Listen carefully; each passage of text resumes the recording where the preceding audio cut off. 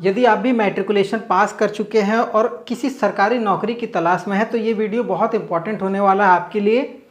इस वीडियो में हम लोग बात करेंगे नाबार्ड की तरफ से ऑफिस अटेंडेंट के पद पर रिक्रूटमेंट का नोटिफिकेशन, शॉर्ट नोटिफिकेशन जारी कर दिया गया है।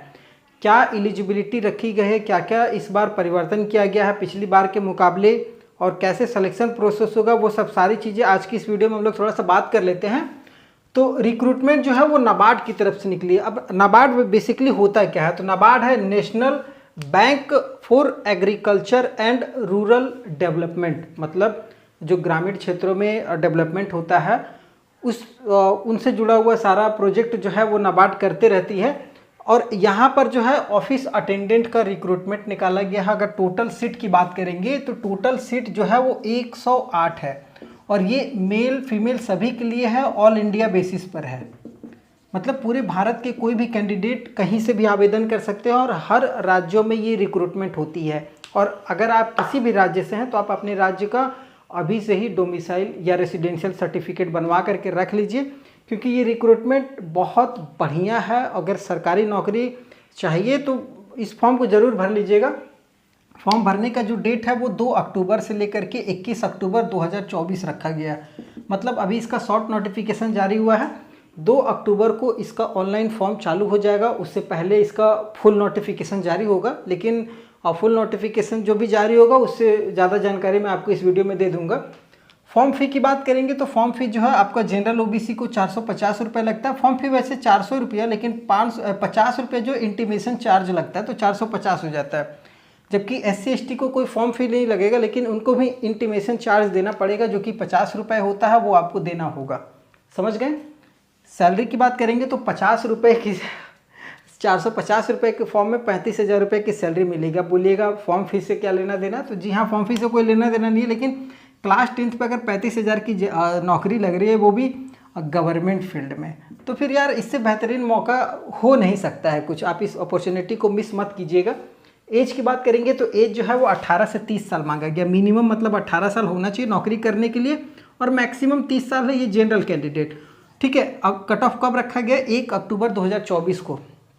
मतलब अगर आपका एज जो है वो 1 अक्टूबर, आने वाली 1 अक्टूबर को 18 साल हो जा रहा है, तो आप इस फॉर्म को भर सकते हैं, और 30 साल से ज़्यादा नहीं होना चाहिए। रहा एज में छूट की बात, वो भी मैं आपको क्लियर कर दूं।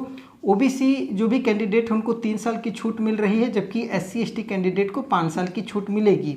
ओबीसी मतलब 33 साल तक फॉर्म को भर सकते हैं, जबकि SC ST वाले 35 साल तक इस फॉर्म को भर सकते हैं।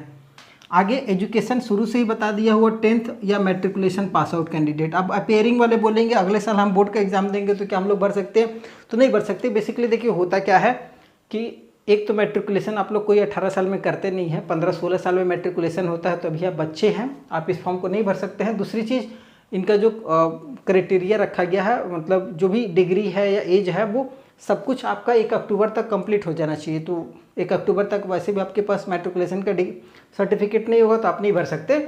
जो पास आउट हैं और जिनकी उम्र 18 साल हो चुकी है वही इस फॉर्म को भरिएगा। ठीक है। रिक्रूटमेंट कहाँ से है, national bank for agriculture and rural development, ये वाली बैंक जगह है, यहाँ से रिक्रूटमेंट निकाली गई है। अब ये जो पूरा सिलेक्शन जो आपका ये रिक्रूटमेंट है, ये रिक्रूटमेंट का सिलेक्शन प्रोसेस भी मैं आपको थोड़ा सा डिस्कस कर लेता हूँ। सिलेक्शन प्रोसेस में बताया गया है कि रिटन एग्ज़ाम होगा, उसके बाद लैंग्वेज प्रोफिशिएंसी टेस्ट होगा, डॉक्यूमेंट वेरिफिकेशन होने वाला है। रिटन जो होगा उसमें आपको बताया गया है एक प्री होगा और एक मेंस होगा। प्री और मेंस अगर निकाल लेते हैं तब आपका लैंग्वेज प्रोफिशिएंसी टेस्ट होगा, फिर डॉक्यूमेंट वेरिफिकेशन होगा। अब ये जो एग्ज़ाम होगा ना, ये एग्ज़ाम अगर आपका फॉर्म 21 अक्टूबर तक ख़त्म हो जा रहा है तो नवंबर या दिसंबर के शुरू में, इस नवंबर के लास्ट में, दिसंबर के शुरू में इसका एग्ज़ाम चालू हो जाएगा, क्योंकि ये बहुत फास्ट रिक्रूटमेंट करवाती है और बेहतरीन रिक्रूटमेंट करवाती है। तो आप इसके लिए तैयार रहिएगा। ठीक है। डॉक्यूमेंट की बात करेंगे तो आप हर स्टेट के लिए वैकेंसी निकलती है, तो आप अपनी स्टेट का रेसिडेंशियल ज़रूर बनवा लीजिएगा। अगर रेसिडेंशियल नहीं रहेगा तो थोड़ा सा दिक्कत आपको हो सकता है फॉर्म भरने को लेकर के, तो ये बनवा लीजिए। ठीक है। एज रिलैक्सेशन मैंने आपको बता ही दिया, इतना छूट है। आगे सिलेक्शन प्रोसेस में थोड़ा सा देख लेते हैं सिलेबस क्या क्या रहने वाला है। सबसे पहले रिटन में देखिए 2 पार्ट मैंने बताया है, प्री और मेंस। प्री जो होता है केवल क्वालिफाई होता है, अगर आप प्री को क्वालिफाई करते हैं तो मेंस के लिए आप एलिजिबल हो जाएंगे। प्री में रेशियो जो रहेगा सिलेक्शन का वो 1:25 रहेगा, 1:25। मतलब एक सीट पर लगभग 25 कैंडिडेट को बुलाया जाएगा। मतलब अगर 100 सीट है तो 2500 कैंडिडेट मेंस में क्वालिफाई करेंगे। प्री को केवल आपको क्वालिफाई करना है, मिनिमम कट ऑफ लेकर के आना है। और टोटल प्री जो है 120 नंबर का होगा, 120 मार्क्स का भी होगा। 120 क्वेश्चन रहेगा, 120 मार्क्स का एग्जाम होगा, 90 मिनट का समय रहेगा। नेगेटिव मार्किंग 1/4 है, ठीक है। हर 4 गलत पे 1 नंबर कटेगा, ठीक है। अब रीजनिंग से 30 सवाल देखने को मिलेगा, इंग्लिश लैंग्वेज से आपको 30 सवाल रहेगा, जनरल अवेयरनेस से 30 सवाल रहेगा और मैथ से 30 सवाल रहेगा। ये आपका प्री का सिलेबस हो गया। ध्यान दीजिएगा, रीजनिंग में मात्र 30 सवाल है, सभी में लगभग 30-30 सवाल है, इंग्लिश लैंग्वेज में भी 30 है। तो 90 मिनट के पेपर में आपको 120 सवाल को सॉल्व करना रहेगा और हर एक सवाल 1-1 नंबर का रहेगा और हर 4 गलत पे 1 नंबर कटेगा भी। अगर आप प्री को क्वालिफाई करते हैं तब आपका मेंस एग्जाम होगा। मेंस में भी सेम यही सिलेबस रहेगा, लेकिन थोड़ा सा टफ हो जाता है।